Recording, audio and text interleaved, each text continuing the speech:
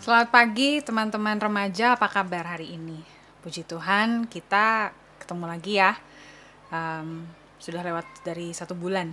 Baik, pada pagi hari ini kita mau sama-sama belajar tentang satu topik yang diberi judul Just War. Apa ya itu? Sebelum kita memulai, kita mau sama-sama berdoa dulu ya. Bapa di dalam surga, kami bersyukur karena kasih setiamu cukup untuk kami sampai hari ini. Terima kasih untuk penyertaan-Mu, terima kasih untuk kebaikan-Mu, terima kasih kalau kami masih memperoleh kesempatan untuk bisa lagi bersama-sama mempelajari firman Tuhan. Kami percaya Bapa di surga, saat ini kami akan menikmati kasih-Mu dan belajar tentang just war, bagaimana bersikap adil. Terima kasih atas segala kebaikan-Mu ya Tuhan, kami mengucap syukur untuk kesetiaan-Mu. Hanya di dalam Tuhan kami Yesus Kristus kami berdoa dan mengucap syukur. Amin. Baik, teman-teman, pada pagi hari ini kita mau sama-sama belajar tentang satu topik yang judulnya tuh just war. Pernah dengar nggak kata ini, just war? Waktu saya pertama kali menerima bahan ini, yang saya pikir tuh kata just itu kan hanya gitu. Jadi saya pikir hanya perang, apa nih maksudnya gitu ya. Ternyata bukan itu. Kita mau sama-sama buka Alkitab kita dulu. Kita mau baca dari Yeremia 22 ayat 1 sampai 3. Saya akan bacakan untuk teman-teman ya. Yeremia 22 ayat 1 sampai 3. Beginilah firman Tuhan. Pergilah ke istana Raja Yehuda dan sampaikanlah di sana firman ini. Katakanlah, dengarlah firman Tuhan, hai Raja Yehuda yang duduk di atas tahta Daud. Engkau, pegawai-pegawaimu dan rakyatmu yang masuk melalui pintu-pintu gerbang ini. Beginilah firman Tuhan. Lakukanlah keadilan dan kebenaran. Lepaskanlah dari tangan pemerasnya orang yang dirampas haknya. Janganlah engkau menindas dan janganlah engkau memperlakukan orang asing, yatim dan janda dengan keras. Dan janganlah engkau menumpahkan darah orang yang tak bersalah di tempat ini. Kenapa ada satu perikop dalam Yeremia 22 ayat 1 sampai 3 yang terus kemudian firman Tuhan meminta supaya Raja Yehuda melakukan keadilan. Apa yang terjadi sebetulnya? Nah, tapi sebelum kita masuk dalam penjelasan itu, kita mau coba lihat dulu nih, apa sih sebenarnya just war itu?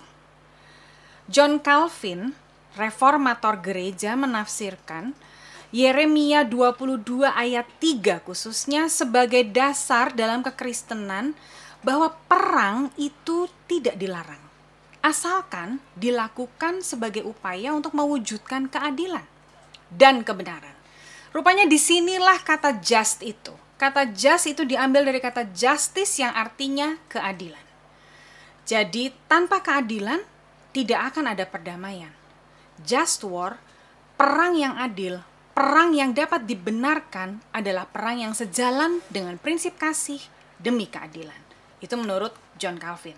Jadi just war itu adalah sebuah perang yang diizinkan kalau itu adalah untuk menegakkan keadilan dan kebenaran. Lalu apa kata Agustinus? Santo Agustinus ini adalah bapak gereja. Beliau berkata bahwa perang demi keadilan dapat dilakukan jika terjadi ketidakadilan yang dilakukan oleh penyerang atau lawan. Tujuannya adalah untuk melindungi orang-orang yang tidak berdaya. Perang bukanlah cara positif untuk meraih keadilan dan kedamaian, melainkan cara negatif untuk mencegah ketidakadilan. Sekali lagi, just war adalah sebuah perang yang diizinkan untuk dilakukan karena ada ketidakadilan terjadi. Kemudian satu lagi, ada seorang pemikir dari Irlandia namanya William O'Brien. Menurut beliau, perang yang adil yang didasarkan pada melindungi orang yang tidak bersalah dari penyerangan yang tidak adil, menuntut hak-hak yang diambil secara salah, membangun kembali keadaan yang adil. Nah, ketika bicara tentang perang yang dibenarkan, itu kan artinya ada pertanyaan, perang dibenarkan, emang orang Kristen boleh berperang? Terus kalau misalnya orang Kristen berperang, apa nih gitu? Bukannya kalau perang pasti akan menimbulkan hilangnya nyawa. Sekali lagi ya, just war itu adalah perang yang diizinkan, dibenarkan karena memperjuangkan keadilan. Nah, William O'Brien tadi juga menyampaikan bahwa perang yang adil itu tidak bisa sembarangan. Ada prinsip-prinsip yang harus diperhatikan. 1, keadaan sebelum perang. Jadi harus dilihat apakah memang terjadi ketidakadilan. Apakah terus kemudian dalam situasi yang sedang terjadi tersebut, tadinya kondisi tempat itu dalam keadaan adil, terus kemudian karena ada penyerangan dari negara lain terjadilah ketidakadilan. Kalau itu yang terjadi, kondisi itu yang terjadi, maka rakyat dan pemerintah boleh berperang karena mereka mau memperjuangkan keadilan. Kemudian O'Brien juga mengatakan bahwa berperang secara bermoral. Apa sih berperang secara bermoral? Berperang secara bermoral itu ternyata memperhatikan hukum internasional. Salah satunya adalah tidak boleh ada pembunuhan massal. Gak boleh pakai senjata kimia, gak boleh pakai senjata biologis.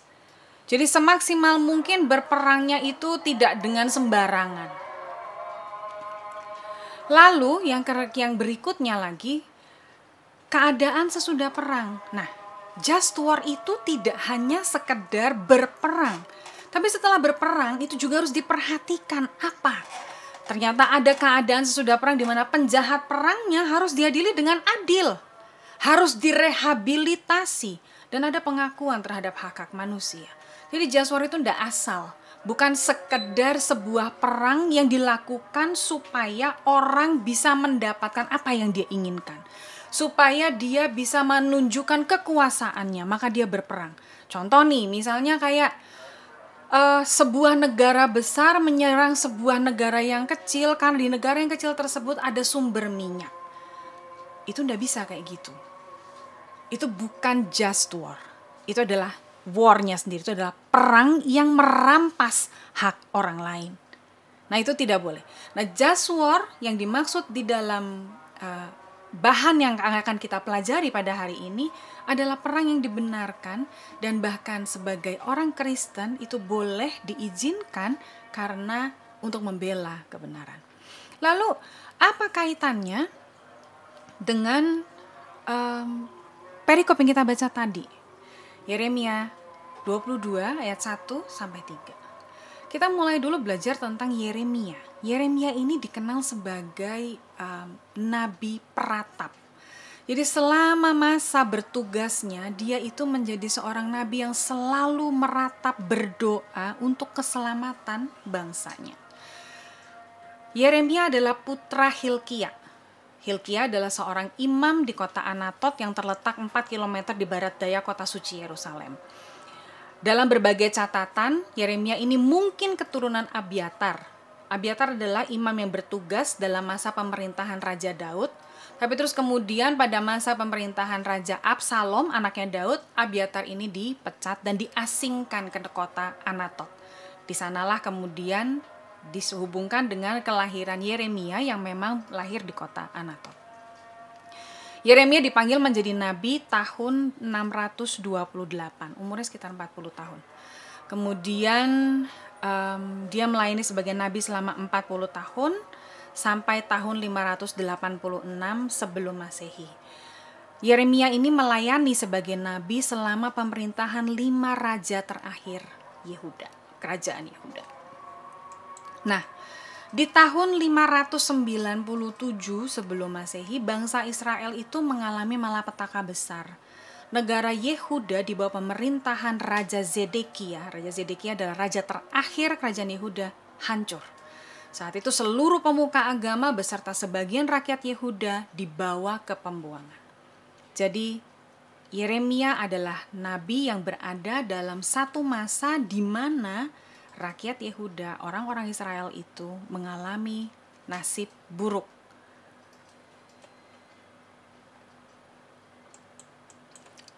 Dalam Yeremia 21 ayat 4 sampai 10, itu sebetulnya Allah sudah menetapkan kehancuran kerajaan Yehuda.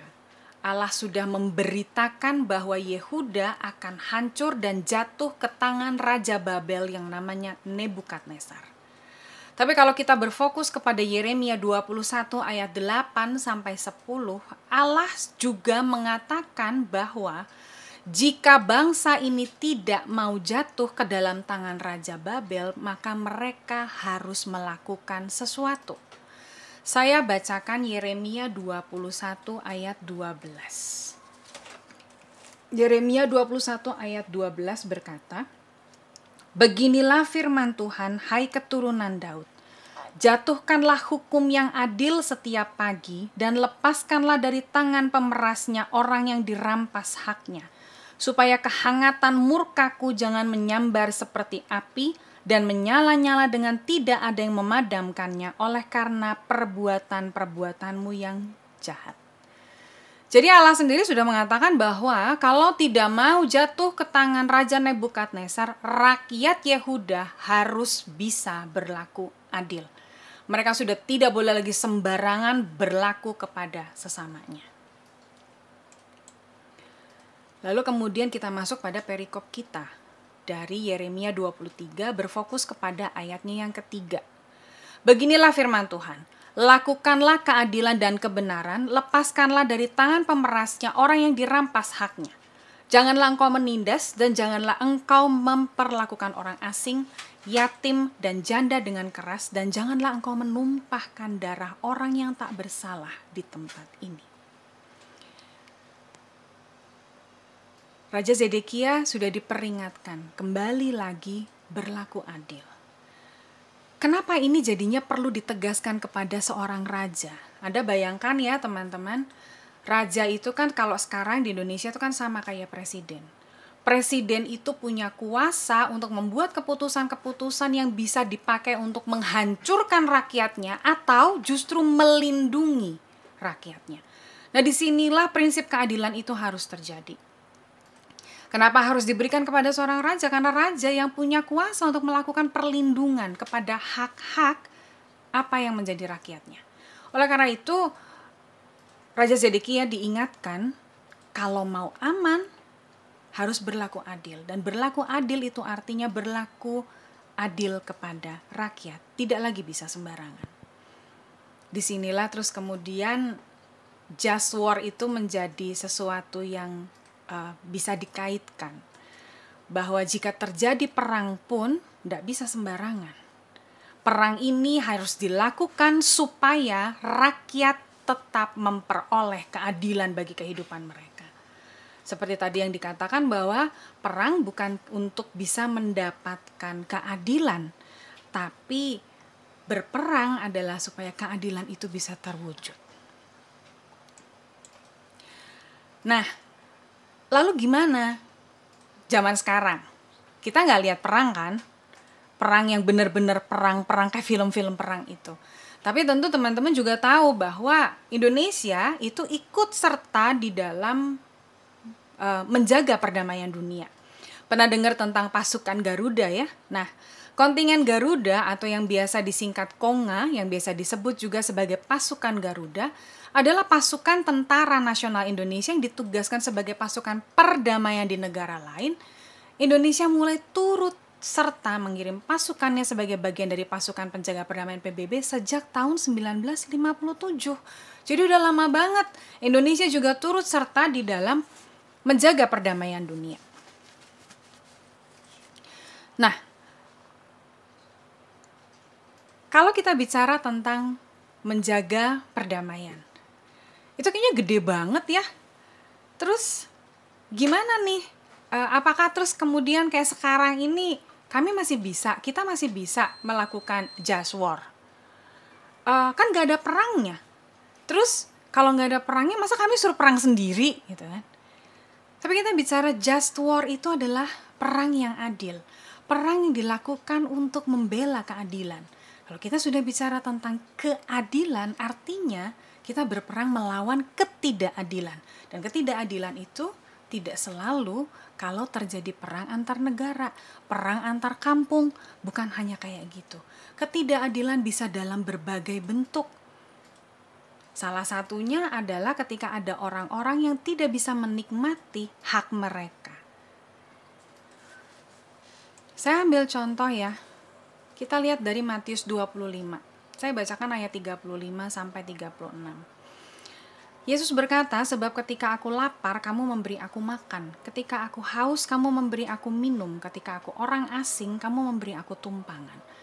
Ketika aku telanjang, kamu memberi aku pakaian. Ketika aku sakit, kamu melawat aku. Ketika aku di dalam penjara, kamu mengunjungi aku. Kalau kita baca lagi ayat ini gitu ya. Lapar, haus, orang asing, orang yang telanjang, orang yang sakit, orang yang dalam penjara. Sebetulnya kan mereka adalah orang-orang yang tidak bisa menikmati hak mereka secara penuh. Orang-orang yang mungkin mendapatkan perlakuan tidak adil yang membuat mereka menjadi orang-orang yang kelaparan, orang-orang yang kehausan, orang-orang yang gak punya tempat tinggal, orang-orang yang gak punya pakaian, orang-orang yang kesepian, orang-orang yang bahkan masuk penjara. Di situ ada ketidakadilan. Nah, kalau kita melihat ayat ini akan menjadi sebuah ayat yang menguatkan kita bahwa sekalipun perang itu tidak terjadi, perang yang selama ini kita pikirkan itu, tapi sebetulnya kita punya tugas untuk berperang melawan ketidakadilan secara sosial. Karena ternyata ketidakadilan itu memang terjadi di mana-mana. Kalau teman-teman melihat ke sekeliling, kan masih banyak orang-orang yang gak punya rumah, yang makan aja susah. Apalagi kayak kondisi sekarang gitu ya, yang semua orang harus tinggal di rumah, orang tidak bisa bekerja, orang kehilangan penghasilannya. Ada banyak orang jadinya mengalami ketidakadilan. Ada orang-orang yang akhirnya harus di PHK, tapi tidak bisa mendapatkan haknya. Ada banyak situasi yang membuat orang akhirnya membutuhkan pertolongan. Anda tentu tahu yang namanya Mother Teresa. Nah, salah satu kata bijak dari Mother Teresa itu adalah, if you cannot feed 100 people, then feed just one. Kalau kamu gak bisa kasih makan 100 orang, kasih makan 1 orang. Melakukan keadilan, peduli kepada apa yang terjadi karena ketidakadilan itu merupakan sesuatu yang perlu dilakukan. Melakukannya melalui hal-hal yang kecil, seperti yang dikatakan oleh Mother Teresa. Kalau nggak bisa kasih makan 100 orang, ya kasih makan aja mulai dari 1 orang. Membantu 1 orang, kalau setiap orang bisa membantu 1 orang, tentunya akan banyak sekali orang yang terbantu. Nah, saya mau putarkan satu video ya. Video ini adalah potongan video dari kesaksian seorang pengacara terkenal di Indonesia, namanya Bapak Hotma Sitompul. Nah, beliau menceritakan bagaimana perjuangan beliau untuk bisa menegakkan keadilan. Dalam videonya itu beliau menceritakan bahwa waktu awal ketika beliau bersama teman-temannya mendirikan sebuah lembaga bantuan hukum untuk membantu orang-orang yang tidak mendapatkan keadilan secara gratis, itu sakit, tidak menyenangkan. Nah, yang saya mau putarkan di sini adalah video pesan beliau untuk orang-orang yang sebetulnya punya kuasa untuk melakukan keadilan. Kita saksikan dulu ya videonya. Nyaman. Di dalam kenyamanan saya menderita melihat orang begitu banyak susah, terutama dalam bidang hukum. Setelah itu, waktu kami buka kantor yang cukup baik, banyak orang datang, kita ladeni gratis. Semua teman-teman bilang, daripada mess up, bingung ini kantor profesional kok bantu orang nggak jelas gitu, artinya tidak bayar. Teman-teman bilang, kita bikinlah LBH. Waktu kita bikin LBH, kita menderita, berantem untuk bela orang miskin, biaya keluar, menderita kita. Tapi dalam penderitaan kita berasa nyaman, kita berbuat banyak untuk orang susah. Bayangkan, waktu saya berasa nyaman, saya menderita melihat orang susah. Setelah saya bantu orang susah, saya menderita, tapi saya berasa nyaman. Tuhanku, Luar satu biasa. pesan saya untuk para pengacara. Pergi ke pengadilan bukan cari menang. Pergi ke pengadilan untuk menegakkan keadilan. Juga kepada polisi, juga kepada jaksa, juga kepada hakim. Jangan mau menang sendiri. Semua tugas kita adalah menegakkan keadilan. Baik, sudah ya, tadi sudah lihat videonya. Nah, teman-teman bisa lihat ya, bahwa bahkan seorang Bapak Hotma Sitompul saja, beliau justru merasakan kenyamanan itu pada saat beliau membantu orang lain. Walaupun sebetulnya beliau menderita, tapi beliau merasa nyaman. Dan beliau bisa katakan bahwa Tuhannya hebat. Karena memberikan kemampuan kepada beliau, bahkan juga bisa memberikan pesan kepada orang-orang yang punya kuasa untuk memberikan keadilan. Pergi ke pengadilan itu bukan untuk menang, tapi untuk menegakkan keadilan. Nah, terus buat teman-teman apa nih? Sebagai remaja, kami kan belum bisa pergi ke pengadilan, kami kan belum jadi pengacara, kami kan belum jadi polisi, belum jadi hakim. Terus apa gitu? Nah, ini ada beberapa hal yang kalau menurut saya bisa nih, dan ini pasti sudah sering sekali terjadi gitu ya. Teman-teman bisa belajar untuk bisa bertindak adil. Tahu lah ya kalau yang namanya adil tuh apa. Kadang-kadang yang suka susah tuh kan gini, kalau mau ngebelain orang gitu, kita tuh kan harus dengar dua pihak. Jadi nggak bisa gitu kalau misalnya teman-teman dengar ada cerita gitu ya, terus langsung emosi gitu kan nggak bisa. Harus harus mendengarkan cerita dari dua pihak supaya bisa mengambil keputusan yang adil. Lalu ya belajar untuk tidak abai pada ketidakadilan. Nah, dalam bentuk apa tidak abai pada ketidakadilan? Yaitu lihat orang-orang di sekitar gitu loh. Kalau misalnya memang melihat ada orang-orang yang membutuhkan pertolongan gitu ya jangan cuek aja. Kalau memang teman-teman punya kemampuan untuk bisa melakukan sesuatu, ya mungkin lakukanlah apa yang bisa kalian lakukan untuk membantu orang-orang yang saat ini mungkin sedang tidak bisa mendapatkan hak mereka secara penuh. Kemudian, nah ini, tidak abai kalau lihat tindakan bully. Karena bully itu kan sebetulnya bentuk ketidakadilan terhadap orang lain. Kadang-kadang kita justru antara takut sama menikmati gitu ya, jadinya entah kita diem aja atau ikut-ikutan ngebully orang lain. Nah, kalau bicara soal bully kan teman-teman lebih tahu lah ya. Bully itu kan bisa macam-macam, ada yang secara fisik, ada yang secara kata-kata. Sekarang juga ada yang secara jempol gitu kan ya. Nah, itu juga kalau bicara tentang bagaimana caranya supaya bisa berlaku adil atau membela keadilan, yaitu kalau ada bully ya jangan diem aja. Atau kalau perlu jangan ikut-ikutan, dan yang lebih baik lagi adalah ketika terjadi bully ya ambil tindakan bahwa itu bully harus di stop, karena itu adalah bentuk ketidakadilan untuk orang lain. Lalu tadi peduli pada orang yang membutuhkan pertolongan. Jadi jangan cuek aja. Walaupun teman-teman masih muda, tapi saya percaya bahwa kepedulian kepada orang-orang yang membutuhkan pertolongan itu adalah sesuatu yang memang bisa dilatih. Nah, dalam kondisi pandemi seperti saat ini gitu ya, ketika kita belajar tentang just war, yang tadi di depan kita belajar just war adalah perang yang bisa dan diizinkan untuk dilakukan kalau itu adalah untuk memperjuangkan keadilan. Kalau terjadi ketidakadilan maka just war, perang untuk mendapatkan keadilan itu boleh dilakukan. Lalu kemudian dalam Yeremia, dalam perikop yang kita baca tadi, Raja Zedekia diingatkan bahwa kamu dan bangsamu akan diselamatkan kalau kalian melakukan keadilan. Raja harus berhenti melakukan ketidakadilan dan melakukan keadilan untuk rakyatnya. Dan itu akan membuat sang raja tidak bisa menjaga rakyatnya dan bangsanya supaya tidak jatuh ke tangan bangsa Babel. Nah, dalam praktek kita sehari-hari, seperti yang tadi di dalam Matius 25, kita juga bisa melihat bahwa Yesus sendiri sudah mengatakan gitu loh, bahwa ada orang-orang yang membutuhkan pertolongan, dan dalam orang-orang tersebut sebetulnya Yesus ada. Dan kepedulian kita pada orang-orang yang membutuhkan pertolongan akan membuat kita menjadi orang-orang yang juga berjuang untuk membela keadilan terhadap orang-orang yang mendapatkan ketidakadilan.